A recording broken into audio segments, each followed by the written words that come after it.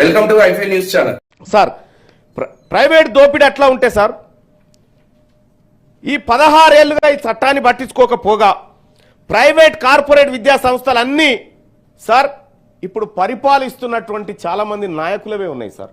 ఈ సభలో ఉన్నటువంటి చాలా మంది కూడా ప్రైవేట్ విద్యా సంస్థలు ఉన్నాయి సార్, ప్రైవేట్ కాలేజీలు ఉన్నాయి సార్. మరి ప్రైవేట్ వ్యవస్థ మన నాయకుల దగ్గర ఉన్న తర్వాత మనం ప్రభుత్వ విద్యను ఎట్లా బాగు చేసుకొస్తాం సార్? మనకి ఎట్లా ఇంటెన్షన్ ఉంటుంది సార్? ఇవాళ అనేకమైనటువంటి యూనివర్సిటీలు sir, Malla Reddy university, Anurag university, ఇగో మా అన్నది ఏవిఎన్, మా అన్నది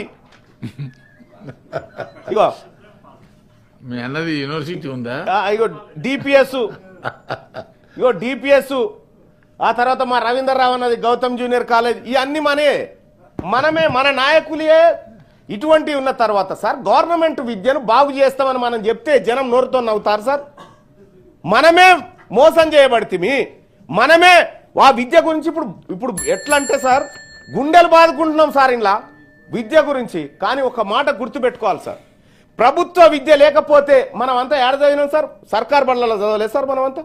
మరి సర్కార్ బళ్ళల్లో చదివి ఈ స్థాయి వరకు మనకు వచ్చినాం సార్, మనకి ఏ ఆటంకం రాలే. కానీ మన పిల్లలు మాత్రం ప్రైవేట్లో చదివితే మాత్రం బాగుపడతారు, లేకపోతే చెడిపోతారు అనేటువంటి పరిస్థితి ఎందుకు క్రియేట్ అయింది సార్?